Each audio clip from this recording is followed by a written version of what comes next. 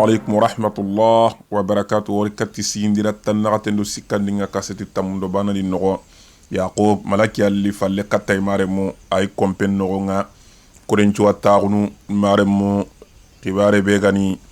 يوادوكو يعقوبارو كبيغارني كاتيا ملاكي اللي كاتي يعقوباي اتي ماندومي ان كارير مونكو هيليري يعقوباتي كارير مونبيليري اي واسا يعقوبا اتيرا اللراغا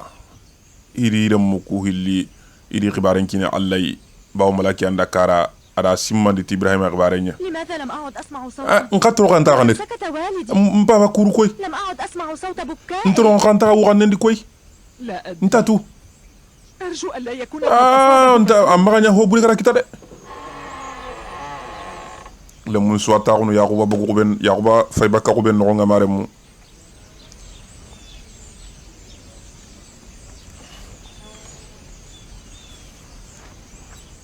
دينا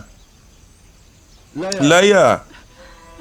نعم أبي ناني من بابا هل ناديتني؟ أني خريابا استدعي جميع إخوتك أنجي نجون شغورين دينيري لدي ما أقوله ديغامي يقول معنا ملنا كيدانا أنجي نجون شغورين أتانا جدا نجون شغورين ديغامي يقول معنا ملنا كو مارمو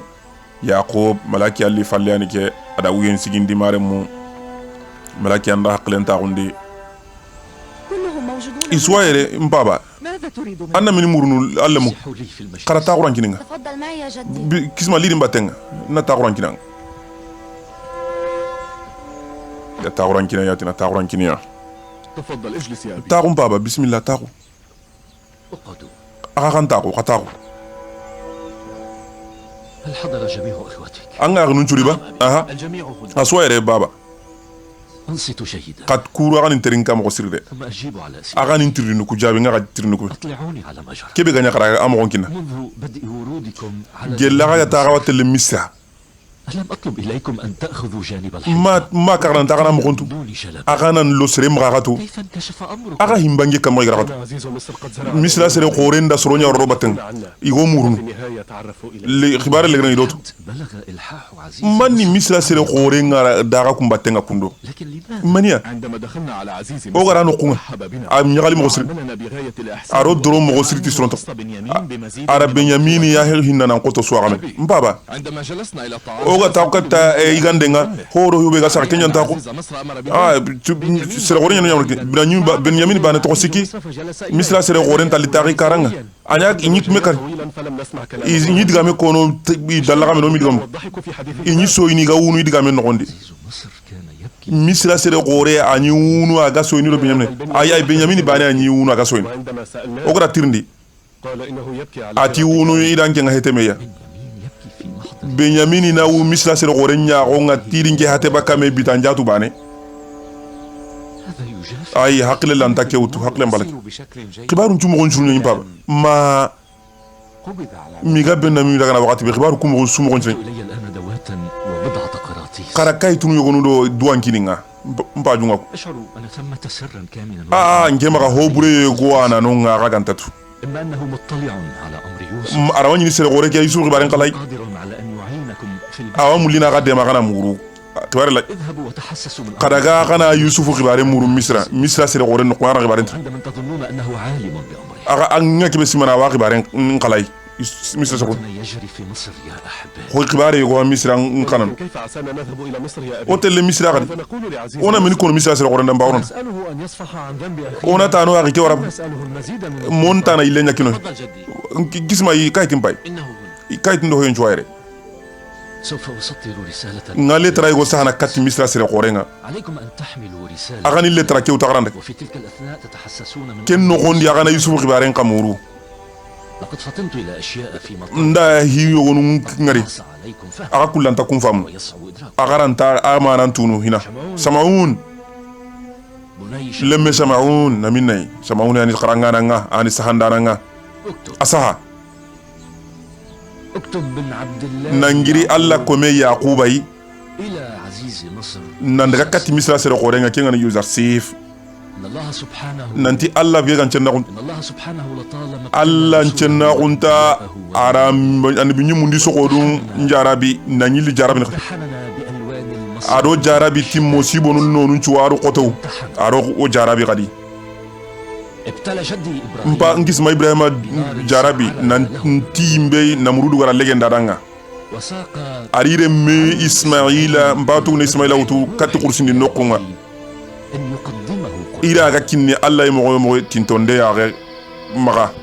yaare kama maremu dauda halle trancha hana kat هل سيكلون لنا إزاء yali wadu ngene ille genjino ke kilib من لا شيء aye o qibare imasaqai masaqai لكنهم لن يكيلوا لنا بالمجان in may lekino qaho إما أن نعطيهم الدنانير والدراهم ona qad sunya kinya in tadu ngene kine i kharsi kan taqo maga ولا دنانير بحوزتنا kharsi taqo maga لابد إذن من تأمين أي on بضاعة. qaw yo kunya utori na daga woni haraga illen بقي لدينا بعض الجلود والصوف. heto yo gonu do in tamisa in tiyo gonu maga ro kunna من عساه يشتريها فنبيعه ogana ona ko kitaga kun ko bono gigaga أنا وزوجاتكم ngera ga haba gesu yo gonu maga ogari gesu wora ko kunna لنا إزاءها in tadu ngene نحن نعلم أن بضاعتنا مزجاة o wato o yo ku jasanto ngene yo kusuruhe ko hila نتوكل على الله ka tugi alla kam عسى أن يكيل لنا عزيز misra sere gore lawa e wasa khenchen dinora nga illenga ما أشد تفاؤلك بالخير ange nga khairin jiki burude لا تقنط من رحمة kama ka jigran kuti alla ne mandi yahuja anya nga maremu iti khalsin ti maga illen ka ko ben khalsin nyai e wa feto kengani tamisa hetoro tamisa intu kunyene magari ndaga sa ga keti kundi haba iku ikedi haba inyigra gesu yogonu gesu maremu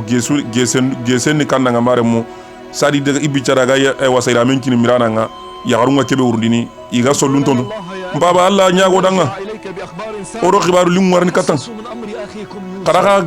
giran khona isi bare muru العزيز مصر agani le tranquille misra sere gorenga لا ترجعوا إلى دياركم kamaga sage kana ana abada ma benyamini kan tara kabatte aga alla tangane oro benyamini lide aga walla tangande ndi maremu ogara karo gesen ni hube yagarunga na urunde bari ga sollun tontono tegen karabira na ga tegen karabanenga sari ibicara ga kini mirana nga maremu ken gese yagare ke hara kenya ko kenyo ge wanonga iro ken kandaga yoki jasa antonio ni maremu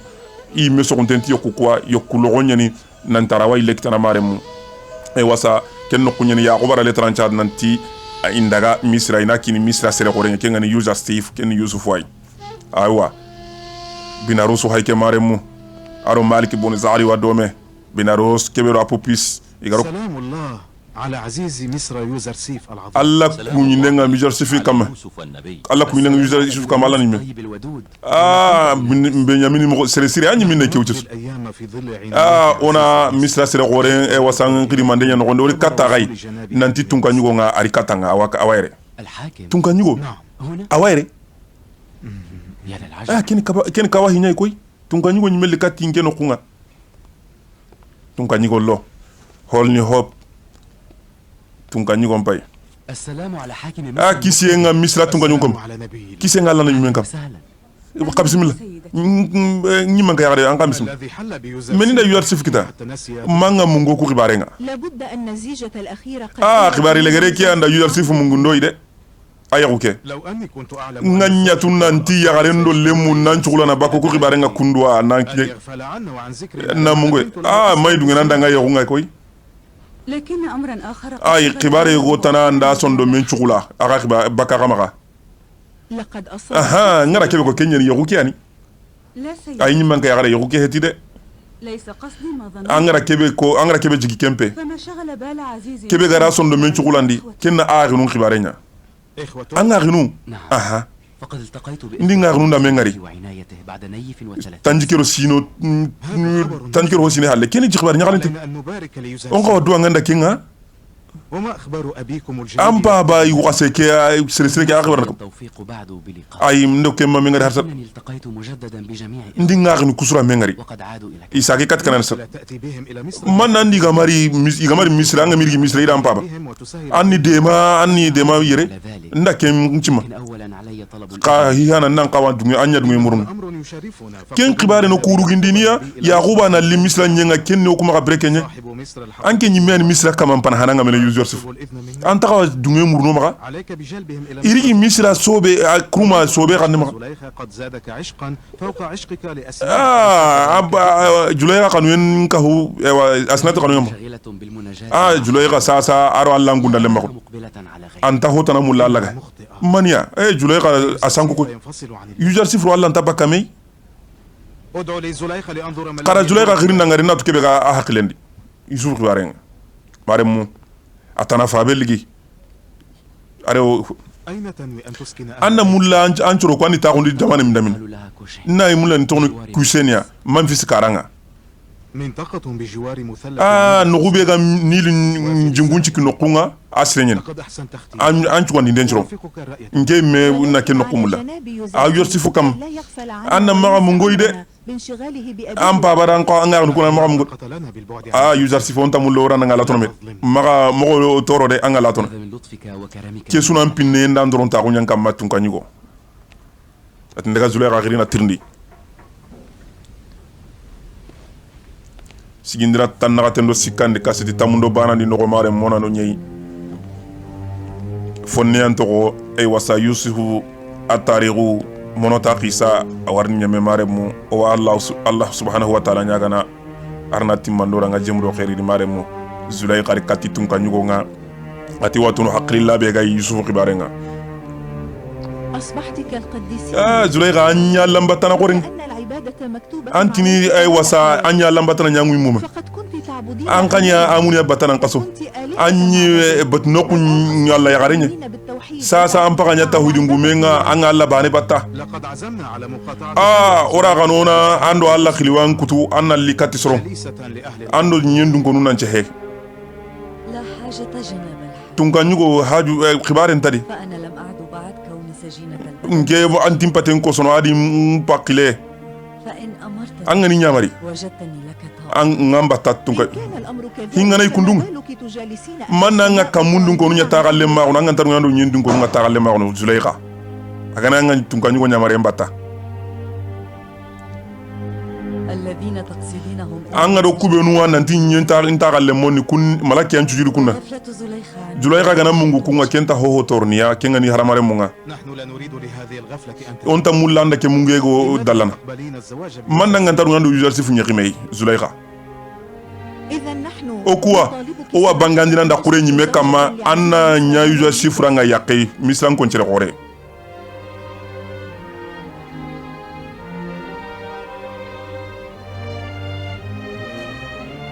أطلب من جناب nga munu tunka nyugo maga aro asina nafartiti akana bitokini Zulayga ya naraga simme kibare kedi لها الحق في النظر ntonga maga rara simme ولكن لا يحق لها kantaga wa balla de أنا أريد nge جواز mulla na jaba don kini nanti tunge فأنتما عزيزان aka علي kunni sere goro hilla nyanyo Zulay أريد لهذا الوصال أن nta mulla ke kibare maga lele na nyaga yogo maga deberi ama deberi يمكن لزليخة Zulayga alla wasagene maremu yusufura muru tunka nyugo ndi yaqe nafarti ti maga nanti monati nifirti ti nanti ina Zulayga waranda ga simme biton jatu tunka nyugo nti yobo arara simme ton a haqqe nyen ke nganda ga simme kan taga wa balla iwa mulla ga ni jabi nanti dunge maremu Yosef a fayke maremu anya ga ngai lawi ga wa krosini anya ga ngai ado Benyamin ha e wasasin sarat no nga maremu lawi wada batenga bawo lawi ken tinta tele kana han nyenga na toido Benyamin maraga dome lawi ha kawa kundu nanti ay wasatina ina komai koma ko ta ko mancentai أحقا أصبح yala tongu Benyamin ni komen anya komen ni ba فقد بدا مظهره أجل حتى agian nampeso har Yusufu imegi user sifu imegi anga lawi hara kenya kin ronda ti yala gara kuma ko be ko nan diya komen tongu ni ba giya be ga kenyi me ngiri mo be ga magamenta user sifu imegi ngani Yosef Yusufuri ay wasa kukuru nok tanji ke xenchende daga ina ñi lenkina tanji ke xenche tampile xenchende أنتم 5 أنفار aga kunni soro jamanu kray 16 ابنا tan dubnu tam do kray daga na ñi lengutu لا مال عندي qarsin timma de ولا اليسير ho tan kan tamma لا ayi فكل ما كان عندي دفعته حتى ho ga ñi maga nda suro yillendi أخبرتكم سابقا nda kagara nan kaso من أتاكم لا يملك serebe jonko kan tamma أن يكون عبدا ananya kome wasa misra bururanga نحن كنا عبيدا okunyi إما komonye للحكومة وإما ma ewa betno kun komo ma ewa hankaman kom بكثير user sifu koma kunya parce que amba ne hew لأن جميع أهل misra dun ko nunchu هم الآن عبيد isunu yujarsifu komonya sasa نحن جميعا نرى الحرية في o kuma ga ke koma go hora gunadi ونتفاخر بها o sinta kai kamene o sinta ya kamene o minno شخصياً أرجو أن تكون عبدا لواحد nke maga sere nan kawnya nas kominga sere bani ara anna maganya kome sere dan se hoba na kenal أنا لم أعد أملك شيئا hon ta nke maga yujarsif فهلا أعطيت yala ga way lenkin ninga ka huba عالي المقام ye sere gore هذا من أثر ke gonni se naburgumenya ide كيلوا له الحنطة بعد أن يشرب kara ilenkina ya ganati wanyana komenga hankandang عبدا حتى أنا لاحنطة بالمجان aganta ilenkine mingna ya komen سلبتموني كل شيء agara ho horeginga بيتي nka وأولادي lemu وأموالي adi nyaga nkarsi adi komo زوجتي وأولادي nyakindi lemu isunya komonga agana meni murni maga kendangi hale nya hukarenga nya korinteng أجبرك أحد على شراء serera porse nan tanna ileko aha القهر kote الجوع dulle إن لم أحصل على القهر ngama ilenki tankalla dulle maga هل عمدت إلى مخازن الدولة في القحط jamanen kukurnu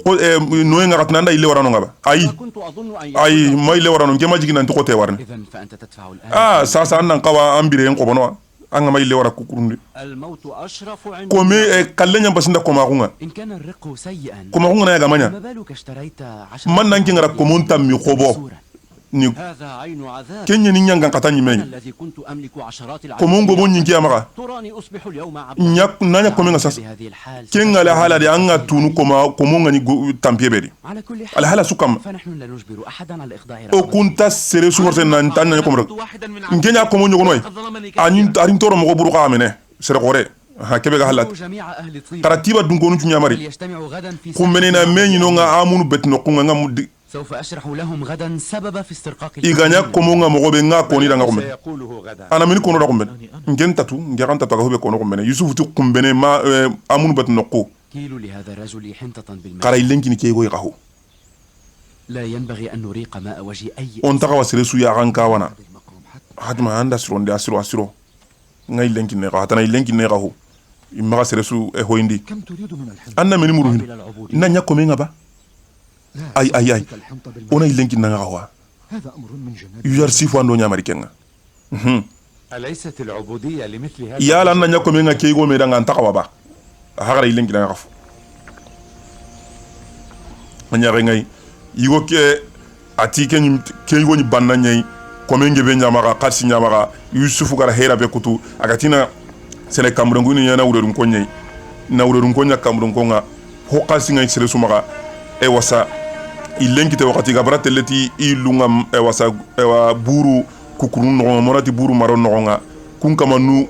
iri kharsun juro ilundi iko monduguti ya bawo yusufu ra sere anyarondi alla kan tan ko men brandini anna kan nemporo e wasa misira buru kunna brandi e wasa hogebe ko men duguti ya kemmo ko nyere mare mo mi men go yana miskino nga yusufu diga menga anya sahaba nga agati tunka nyugonda nga anceberi amunu betno ku ina buren chuwari nyeme kubenu hogi maga i kasuna buru ngar nyeme i warni ilen qobeya hari sekontari ida kana ilen qobeya ga yusuf ko yusuf gara ko mobe anya kengal halali yusuf akhinu nya hay kumare mu igrintenga kanaan fabel ay wasa letrangi maga ida daga ntinga katti ay wasa user safe nokunga ewa fabenda kida ngamare mu lantina yusuf khibare muru misra user safe gara khibare kebe لم nyakun يعد في مصر الآن أي ملك لأي مال sere sunta misra marandenta sere suma الناس أنفسهم صاروا ملكا للدولة hari soro nyimenu sage ay wasa jamana nyagal معبد آمون أصبح amunu bet no kun kalsi asu sage misra buram وأصحاب السلطة kar sindo hankanga isrebe sumaga asu sage kat misra hankanga هم سواسية soron chunyuro sa sere sunta sere لم يعد أي خطر يهدد الدين التوحيد e والموحد wasa kibare sunta alla banam batano kibare sunti e wasa gongondi asas يفعلونه بكل هذه o gara kina buru be sugdono ina kammo nganterin kana كل ما عند مصر إنما هو من ho ga بلد misran ko maga suna tanke nya brekenga وإنما جلوس أخناتون akhina tuni mega tagu ke anke nya sababuni yujarsi الوزير الأعظم anke nya demandana nganya ni misra sere korenga أمر ذلك كله إليك. kenchu kibare nan nyamaga افعل بها ما بدا لك. hobe o galinga ndanya na bureke no حتى وإن وهبتها كل hari ngana sukni soronga أنت ولي أمر أخناتون anke hinum bisina anke nyai lem mun ka hinum bisina nyai أسأل الله أن يسدد ngalla nyaga na arna ay wasa aga hoyeke arna kotonde asiro سوف أنظر في أمر ذلك غدا في معبد kumbene amunu betno kunga ngana soron kiri nganya na mogobe nga koni danga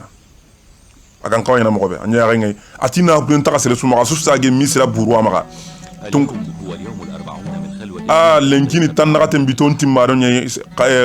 Zulaykha khibare خلوتها ومناجاتها yala nga dungino na ampo ke kut قبول طلب yala wakati makiana Yusuf murundi hoke aga taka nyagime anna ndungeba anta nagaten biton pakatime القائد والآمر والناهي sere imanken do nyamari ndana ndo kabandana ni misra sere gorenya أنهي هذه الخدمة agana lingara ina ke kliwa kutu wila way ay on tampor sene anna kut فإن لم تكن المودة agana agantal ngan لا فائدة من الإكراه oran wa horse nampor sene hantay أسأل نفسي أحيانا nyindu tirni wakati nun ke Zulaykha ما الحاجة إلى عشق مخلوق nanti mene hajuna se tege kome kanu ya Allah kanu nokku لكني أعود فأخشى khangay tini kadi أنه لولا عشق nanti Yusufu kanu nganta he manyi wasa kamun kaman kanna إنما اهتديت nkande معبودي عبد katika wasa Allah Yusufu ay إنما جربت العشق بحب nda kanu njara bitu Yusufu kanu المعشوق الحقيقي mingarni kana nyimi mekta kengane Allah أنا أرى نفسي مدينة لعشقي nke magando Yusufu kanu nanka ka لكني أعود فأشعر ngaylene sikana garnanti nka Yusufu kanu na magaraga wasa Allah kanu begima سيدة زليخة yala ngatini Yusufu ho honta kan chondo menga ba Zulaykha nyimman kay gare امتلأ قلبي nchondo menga وكل وجودي بجمال الله وعظمته ti Allah nchondo menna ti Allah haram pore mudam لم يبقى متسع لمعشوق غيره anan nyati لا kanat تشكي أبدا في قداسة وطهارة العشق الذي هدى maga sika serenchen na kundiya ara haram pore kebe garankinya Allah العلوي عروة لا انقطاع له kanu yurerun kendo kanu kamuranke بشرط ألا يتسبب لكم العشق السوء antame bono dini sababu ni ata kanu yurerun na maganya sawaga kanu kamuranke mod معبودي على ذلك فيؤاخذني ngakana على حب غيره مع حبه na magaraga Allah kanu yello seretan kanu yello Allah kanu en kamma tongum رأيت من واجبي ngera ngari nga an wajibin kamma nan qawa ke khibari na terano kon أن تعيد النظر nga jiki anna nyille simmene kadi Malik ibn Zari harikati Zulaykha nanti wasa atan na atem biton timme Yusufu kanu Zulaykha kati wasa ikile na Allah bane kamma maremu yak nyimman kay gare ماذا سيكون جوابك لجنابي anna akhina tundo Maliki jabini timenia يوسف نبي Yusuf ni Allah nabi nyimenya tama فهل يمكن للمرء yala wadaga na haramaren menda anna Allah kanu na nyancho ndo mena nyande nyimen kanu en tayba حسنا asiro لقد أرحت ando laga hen أن السيدة زليخة قررت أعتقال sasa ke wala tunanti andu nganten anya ngay tamaro ti amini hara kenya ko itana tunkanyi gondo Maliki gari katta sasa ni jabini timenia ati sireda walla kana na ya le nyimen kanu en tamaba tamaro ti amiti awai kumpak lentago ituma idatu sasa nanti Zulaykha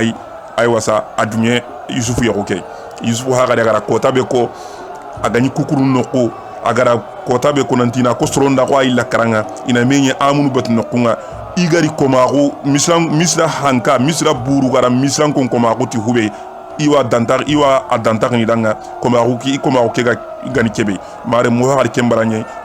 Yusuf harni kutuban qaridanga lawi wa barake anya ngai lawi ga soronju fayni mare mu harsa lawi no matu an ko ne Yusuf wani agara kebe sergedenga kan lawi ke akenyine arno posirenga har nya sababu atikenta tele kana annyenga na to Benyamini ga misra nogondi igana iri haba ya gollanta ta on me kenya humiya Yusuf haga ko to bagara nokku kay agara kota kebe ko maremu o sigindira tan na tendo sikandi kaseti tamundo banandi noko harsa onata garanga e wasa sigindira kutunga halle ke sigindira dangi halle sigindira no fillin qawa sukkina do ke batenga maremu ti Allah subhanahu wa ta'ala dunyenga mo gari sukkinya ndaray bane insha Allah ke kaseti tamundo banandi noko nga ke gana dutata o watan na tendo na tanden ka betundindo ke batenga maremu بسم الله الذي أفاضنا ti Allah togonga Allah kebe gari ne melo misran kon kama agara korinta gundo dulle mbagiya في أحد أيام شباب lemina gungatin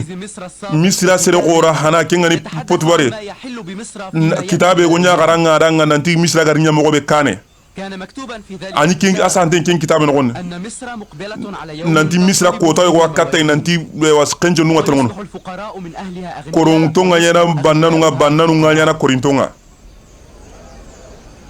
يوم يخسر الأغنياء قصورهم وعبيدهم bannanungi isan kanchonu adi komondi komo yagaru intaki maka والمظلومون والمستضعفون komondo lampunto kunga nyana e wasa horo nga yigibarungi menu kitenga في ذلك اليوم ken kota no يكون أمون إله المصريين kamane sunta nyana e wa misran ko nda Allah banega horago arna user brandi Allah nabim misran kon kisindana ndi demandana arna kisi arna user brandi arna user brandi arna user brandi كان بوتيفار شديد الشوق potuwar nyamulina ken kota ngari qolenki لكنه لم يعمر ka ama wi kitaraga kota ngala الآن هنا aga kumbagara kota ngari lenki ken kota nganya komunga legeri khibaru ngi menu kitenga bannanu nganya miskino nganya bannanu nga لعل العديد من كبار أهل مصر ما زالوا aga soro goro aga harsa aga kilu ngai kota be في مدينة طيبة هذه ken tiba no serebe ganyi sere gore nga ken potibar ne komon chakandi وأراد كل منهم أن يشتري aga sura kanu ina yusuf gobo komo agani koma kunga ذلك الفتى العبد kelle minan komi a haike a hanya lenki ملكا لرقاب agara misran kon chukanne marantenga maka kenya haisiko maka ire يوما ما kota dangi حدثتم أنفسكم بأن تكونوا مواليا aga sura kanu aga nya user sifuranga kamanwa kallenki a kenya na aga kamanga ففي ذلك اليوم ken kota potwara kelle mini gobo a haike وها هو الفتى قد اشترى kelle mini haike aga rosu gobo sasa nke ganyi kento awakatinga wallahi nya yonki laga na sara bijak nyeke bare علامات وجود إرادة قاهرة ke suni alla du sembenta ko جبروت nanti alla sembenya na suka makenya حتى اليوم lenki har lenki nke ti jarti fudanga komeya ak nkamampe ke gara kenya ko mare mu jamanga nyamo ko mo لا نرى هذه oko ke koma kuno gonga ano kuma ka doronta ku nyaro hora ku hey ke wara jabi ke bane sere de igu dinga ke ti ke har sai ke ti julas fu kome ak ikamampe ke go ti ke igu bane ti koma ko no ken kuma ka doronta ku nyai إنما دعوتكم اليوم لتجتمعوا na ga girle ngana me ka wire هنا رقابكم من قيد na ga e wasa aga numporo geli sufu koma kunga فإن قوما رضوا بأن يكونوا sorongana sorombe nuga dungena nyak kamano alla danga alla begani bane seri kunta ka wanyana komei buru danga hankada nga masere tanundanga ku nuga dungena nyak komei alla danga اليوم بالذات سوف تحصلون على وثائق lenki aga wakai tinkitana nanti aga su hora ko gelli ko mun kaccenga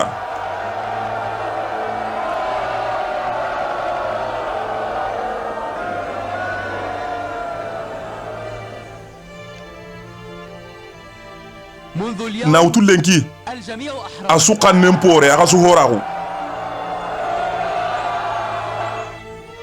maganta إلا أولئك المتسلطين aga hiti الذين kubenu كانوا قد سلبوا الآخرين kubenu gara sorotana no hakkel lagiya iganya banna ngoti kiso komo kamanu aro kasinga kubenu maga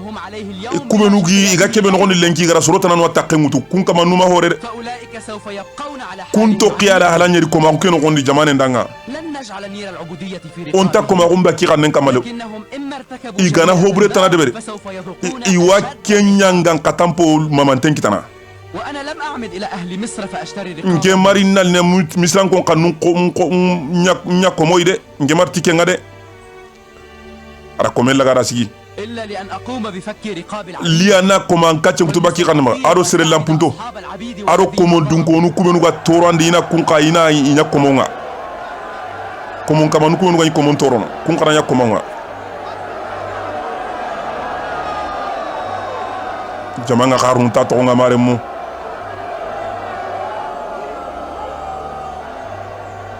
إذا هذا هو السر yujar sifu gara soronya komonga ki agundo ni kiyai جناب يوزرسيف لم يكونوا من الناس اليوم yujar sifu koma ko munga ko hetir أراد بطريقته هذه da ke kilewto أن يميز الخبيث من na hobre mbogu hosire no gonde akbar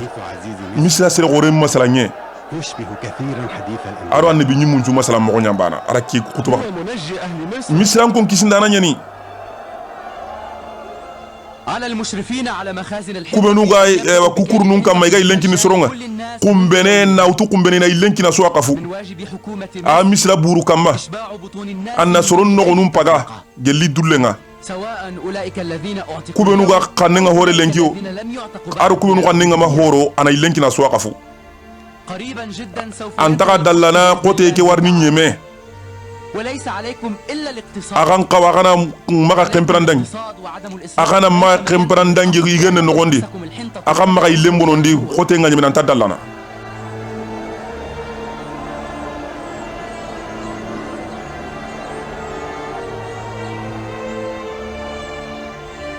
هنا كان معبد أمون سابقا ma amunu bat no kunya nyere nan kaso من الآن na utulenki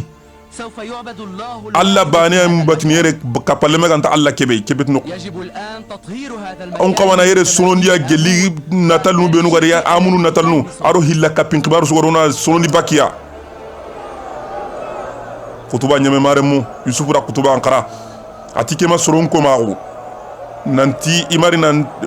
misra hankangara ko magu beri kama ar kemma nan kidanga ara ko mun kacce kutuba ka su kannenga soron nyimme dungete ti dungete yusufu ko magu nga atina utu kummene serebe no kukurnu kama ina ilenki na soaka hu iwa ko lenga nanti kote nga ntaka dalla na wanyemene kay ga ileke be kinna ka hu imma kemplan danga no nga ina nyige haqqe amma e wasa konto sar kote mbi tanyeme maremu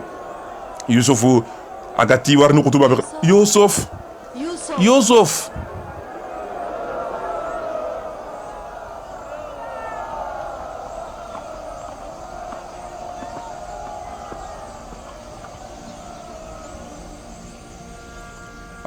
gangundi gadne boguda da khirti kanane gan kan to nyimi ay maremu yagare ko gangunu de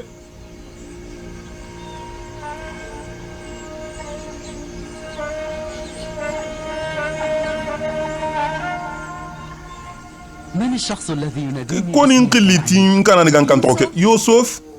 ha zulayga hayke maremu yusuf zulayga ha gangunu maremu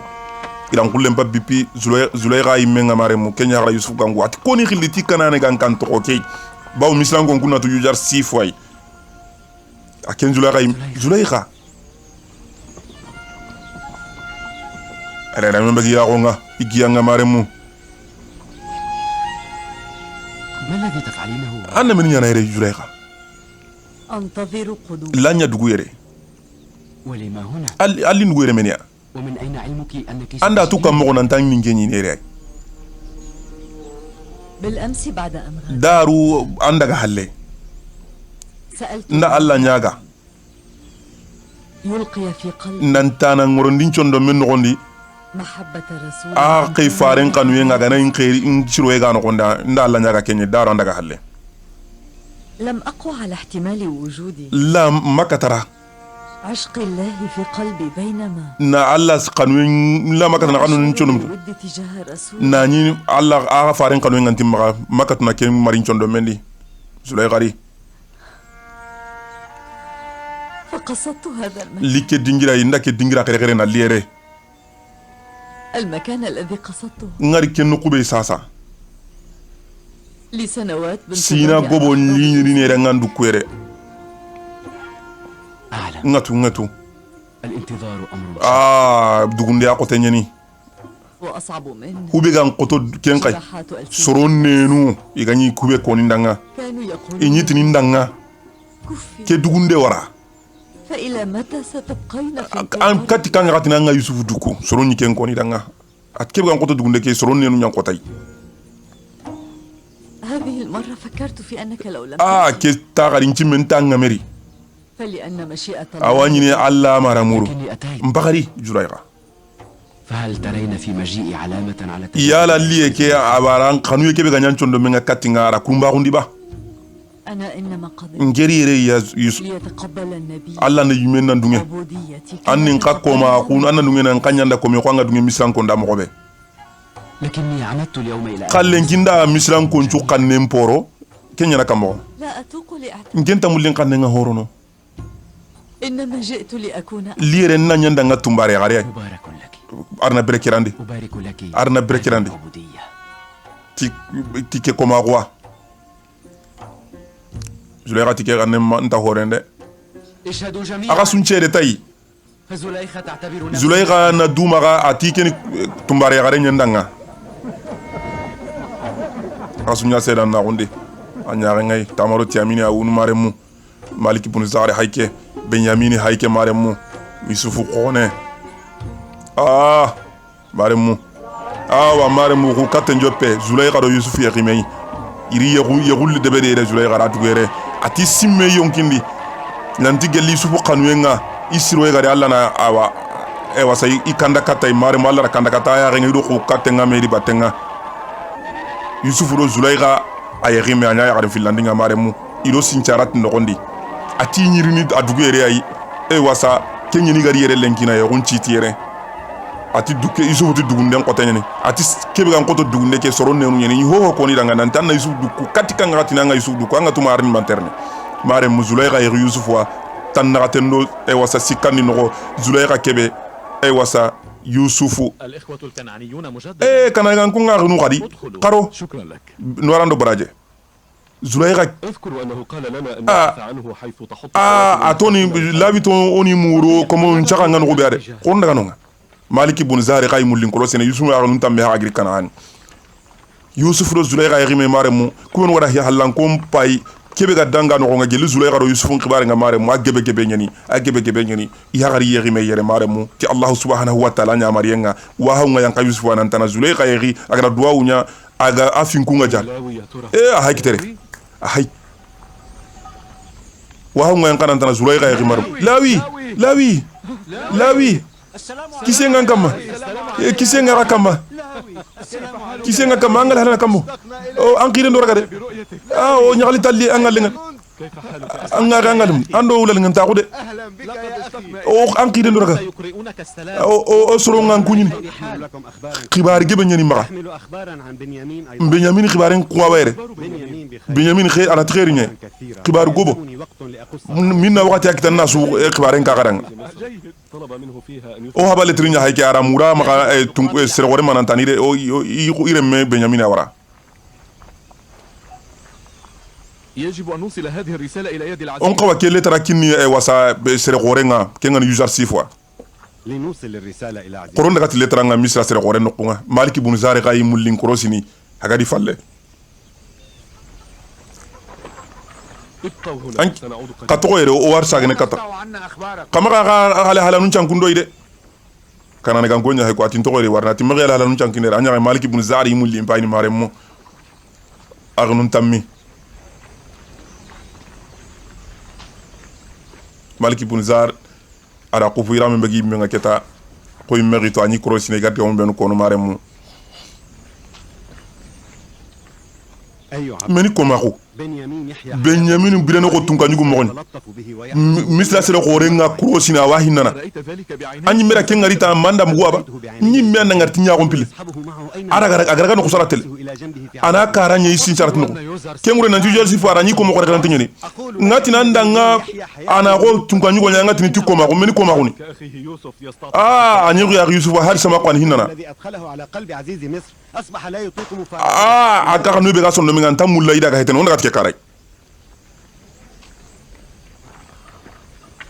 ينبغي أن نقابل جناب on qawa user si fora na mengare له رسالة من le tana ina mo o ma ga giro ha be ko kin بالدخول anga duno don loba لكن أنا لا أملك هذا الأمر ngeran ta ken ko na gar an qawinna bi orno ba tirndi وأنتم ليس مأذونا لكم الآن بدخول an kan ta warno sankan joker hina de mi ngana ko horno المستشار sugandi sawaranda lema Yusuf sawaranda lema kenga malik ibn zaria جناب المستشار sawaranda lema لنا طلب منك o mullana o ho go murna ma meni xbarna agari xadi والآن ماذا تريد؟ agana meni murun نريد أن نقابل عزيزا oro mun loro misra sere gore na mengar letana no maga نرسل له رسالة من aga giro haba yaqubay لقد ظننت أن ngera simma nan ta ka kunya gunu aga ta garini بعدما علمتم aga gara to ay birambe aga ngara hobre ndabari ngera ko yagunya gara aga kun ta garini aha mare mu idi munjumindi maliki gara kenya kidanga ti letra nyi maga atike kenda simma aga kun ta garini aga ko ne kera hobre ndabari kenya gunya gara kana تعالوا معي qari mbatenga تعالوا لنرى ماذا سيقول qoron daga tu wasa misra sere gore nga kebe kono qoron daga maliki iri rondi kati user sifu akenga Yusuf alayhi salam maremu sigindira tan naga tendo sikandi maremu kaseti tamundo barandi nogo odo kenyina me harsa qalaga mare nyugo Ismail Sulaiman Bachili nambugu jafunu sambankanu yelmane maranga khayi maranga mali jamane nga garo kenya dome ارفعوا رؤوسكم. karakay mungutu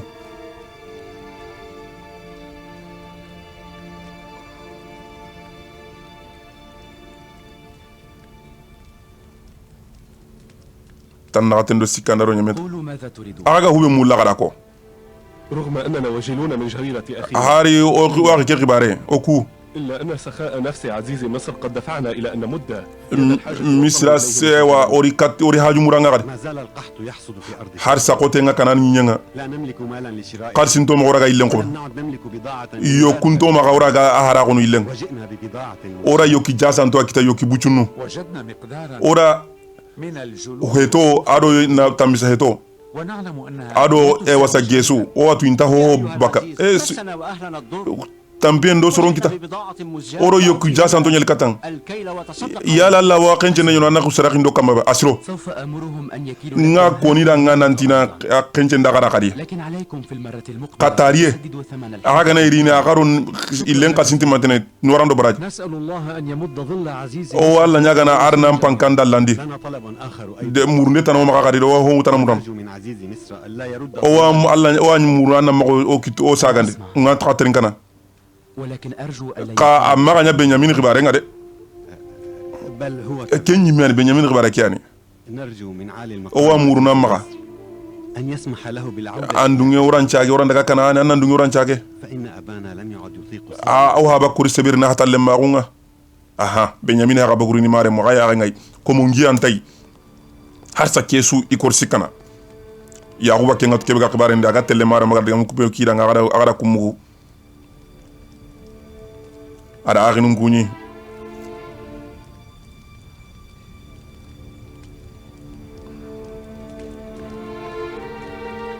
ألم أخبركم أن بنيامين ma ka garanga nanti ana ghairi nyadi إنه لا يشبه العبيد في أي ko شيء. mo ngi asunta ilew رسالة o abale tranka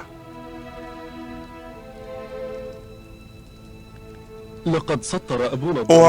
o haba hinkinte garale tare gosa ضوي عينيه إلى عزيز مصر na ge katti misra sere kore لكم aga gana dunge wona kinanga urda mun letra kiraga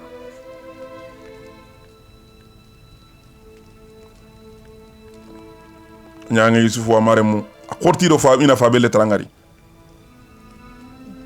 nyaage ngay maga saba saba letri ken go iraga garanga mo be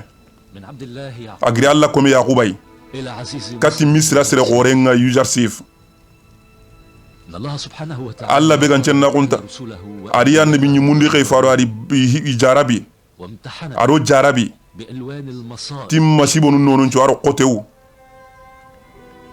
ابتلى جدي إبراهيم arimpa ngisma ibrahimu ara jarabi ti imbe namru gara imbe be kumu na warano gonga وساق عمي إسماعيل arimpa watu ni ismail ara daga kursin nokku داعياً إلى أبيه أن يقدمه قربان. birambe iraga ina kine alla iraga tintono أما أنا فقد ابتلاني بفراق ولد alla rinke ga jarabi ti lemme hata lemma gonga ngamulla ذات يوم سحبوه إلى ko tayo go ira wutura daga gunne ndak رجعوا ومعهم sage isage nani droke magana herombe takay nanti turunge nyandaiga وكان لي ولد آخر lemme tanay ma وأخو يوسف yusufu aghi nyenke كنت أشم فيه رائحة na yusufu timen ki takenyai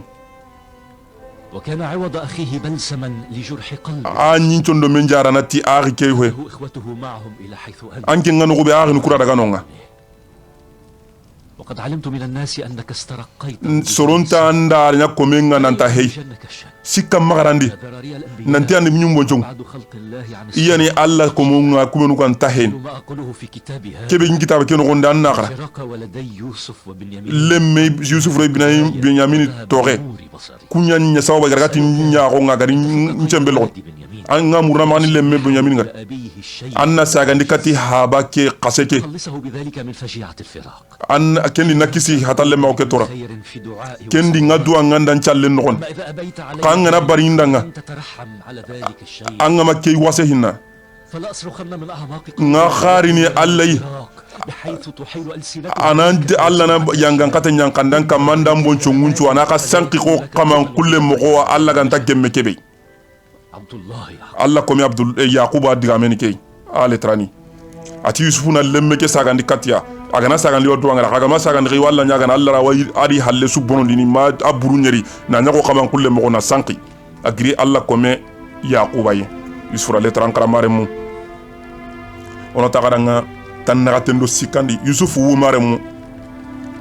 yusuf alayhi salam awu gara fa belle trankara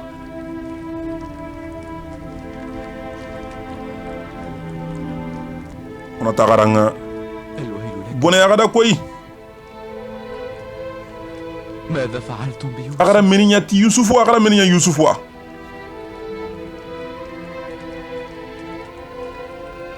أتعرفون أي عذاب قسى؟ يا لا غوة أغرى يانغان كتب يانغان دغها بسون دومينكم بسبب ما اقترفته أيديهم أغرى تغرى كيف دبي تغرى كي يوسف أغرى تغرى يانغان كتب دغها بايبا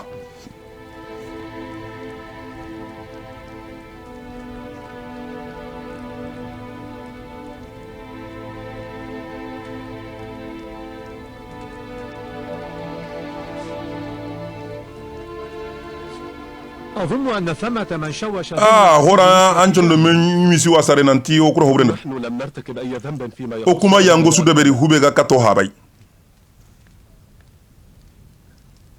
هل جلبتم الوثيقة؟ كايتي كان داريبا زليغا ها مار ما كيلي غاي زليغا راكي كايتي راغا يوسف نانتي كان قاو مرني كي امغا اني هنا زليغا مغا مارمو